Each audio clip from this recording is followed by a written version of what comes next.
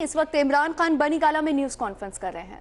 साबित हो गया कि एफबीआर चेयरमैन ने वो 440 लोग जिनके नाम पनामा में आए थे, सुप्रीम कोर्ट ने पूछा आपने क्या किया, क्या करता वो जब प्राइम मिनिस्टर का नाम है और उसके बच्चों का नाम है उसमें। कहता जी हमने अभी फॉरेन ऑफिस से हमने जवाब तलब किया हुआ है, वो 500 गज दूर फॉरेन ऑफिस है, अभी तक जवाब ही नहीं आया उससे। और वो बहाने मार रहे हैं प्राइम मिनिस्टर की चोरी छुपाने के लिए। नैब बहाने मारी है प्राइम मिनिस्टर की चोरी छुपाने के लिए। गरीब लोगों को पकड़ के जेलों में, 4-4 लाख पकड़ के लोगों को जेलों में। छोटी सी चीज हो जाए लोग जेलों में लोग गल सड़ रहे हैं हजारों की चोरी में, या अरबों की चोरी है और उसको बचाया जा रहा है। ये है पाकिस्तान का अलमिया। एक करप्ट प्राइम मिनिस्टर सिर्फ मुल्क से पैसे नहीं चोरी करता, वो सिर्फ पैसे चोरी करके ही सिर्फ नुकसान नहीं करता, वो मुल्क के इदारे तबाह करता है अपनी चोरी बचाने के लिए। ये उससे 10 गुना ज्यादा नुकसान करता है जब वो मुल्क के इदारे तबाह करता है, और उससे भी बड़ा नुकसान करता है कि मुल्क की अखलाकियात तबाह कर देता है। जब उसके वकील कह रहे हैं जनाब प्राइम मिनिस्टर बजाय जवाब दे, वो जी कोई खास आदमी है, वो सुप्रीम कोर्ट नहीं सुन सकता उसको, ये चौथा वकील कह रहा है। आपको शर्म आनी चाहिए कि एक प्राइम मिनिस्टर को तो लीड बाय एग्जाम्पल करना चाहिए। हजरत उमर की मिसाल देते इस सुप्रीम कोर्ट में दी गई। आम आदमी पूछता है वो जवाब देते हैं आम आदमी को। अमीरुल मोमिनीन, दुनिया के एक ऐसे इंसान जो अभी दुनिया याद करती है, उन्होंने ये नहीं कहा कि तुम्हारी जरूरत कैसे हुई मुझे पूछने की, तुम सबूत लेके आओ, अपना जवाब दिया।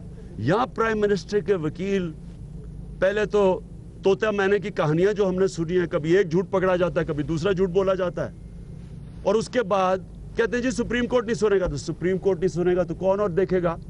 इदारे तो इन्होंने कब्जा किए हुए हैं, किधर जाएंगे? यानी लोग इंसाफ लेने के लिए हम किधर जाएं? पार्लियामेंट का ये हाल था कि वो स्पीकर ने मेरी रेफरेंस भेज दी है इलेक्शन कमीशन को, प्राइम मिनिस्टर की नहीं भेजी। ये तो हाल है वो स्पीकर का, वो इनका घर का मुलाजिम है। पब्लिक अकाउंट्स कमेटी में इन इदारों ने कहा हम कर ही कुछ नहीं सकते। और आप इस हालात के अंदर स्वाय सुप्रीम कोर्ट के कौम को जाने की जगह है कौन सी इंसाफ लेने के लिए? और मैं जो आखिर में ये बात करना चाहता हूं वो ये कि जिस तरह ये सुप्रीम कोर्ट में प्रोसीडिंग्स जा रही हैं, मुझे ये शक है कि ये नवाज शरीफ की और ये नून लीग वालों की इनकी पुरानी एक आदत है। ये जब कोई हारने लगते हैं तो ये डंडे उठा लेते हैं। सुप्रीम कोर्ट पे इन्होंने डंडों से अटैक किया हुआ है।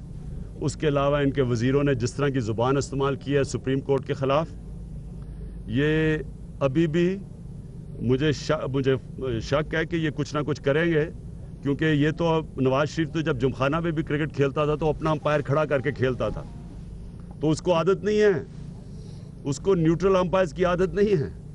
वो ये पैसे भी ना बनाता कि अगर उसने सारा पाकिस्तान की स्टेट के ऊपर ना बैठा होता, बैंकों से कर्जे लेके माफ ना करवाया होते, उसने तो सारा किया ही अंपायरों को साथ मिला के है। तो ये अब एक मेरा सिर्फ उनके लिए पैगाम है कि ये वक्त बदल चुका है, कोई ऐसी कोशिश ना करना आप सुप्रीम कोर्ट के ऊपर जो आपने पहले कर चुके हैं और जो जिस तरह की आपने हरकतें की हैं, इस तरह ना करना, क्योंकि ये कौम आपको इस बारी छुपने की जगह नहीं मिलेगी, ये कौम नहीं आपको छोड़ेगी।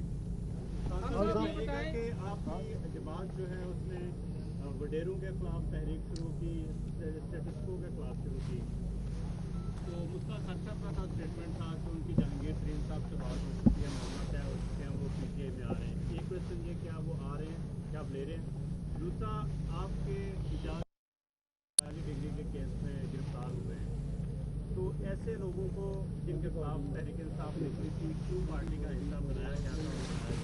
और इसका क्या आप अपनी मीटिंग करते हो, नीचे बैठ कर लोग मीटिंग करते हैं? Thank you very much. हम तो ऐसे बिल्कुल ऐसे बैठते हैं, हमें तो कोई मसला ही नहीं है बैठने का। तो पहले बहुत लोग तहरीक इंसाफ में आने की कोशिश कर रहे हैं।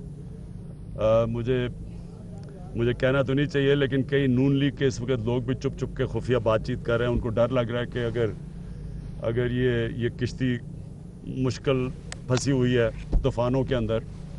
वो मरियम बीबी ने कहा था तूफ़ान चला गया, मुझे तो लगता है और बड़ा तूफ़ान आने वाला है। इसलिए कॉन्ट्रैक्ट बहुत लोग कर रहे हैं और हम फैसला करेंगे वक्त पे कि किसने ज्वाइन करना है किसने नहीं करना। लेकिन जो इम्पोर्टेंट चीज़ है वो ये कि तहरीक इंसाफ वो पार्टी है जिसने ये साबित किया है 3 साल पख्तूनख्वा के अंदर कि वाहिद पार्टी है पाकिस्तान की तारीख में जिसने आके इदारों को मजबूत किया। वाहिद पार्टी है जिधर उसके एहतसाब सेल ने अपने वजीर को पकड़ लिया, ये कभी आज तक नहीं हुआ। वाहिद पार्टी है जिसकी पुलिस ने अपने ही वजीर को हथकड़ियाँ लगा दी क्योंकि इदारे मजबूत किए हैं।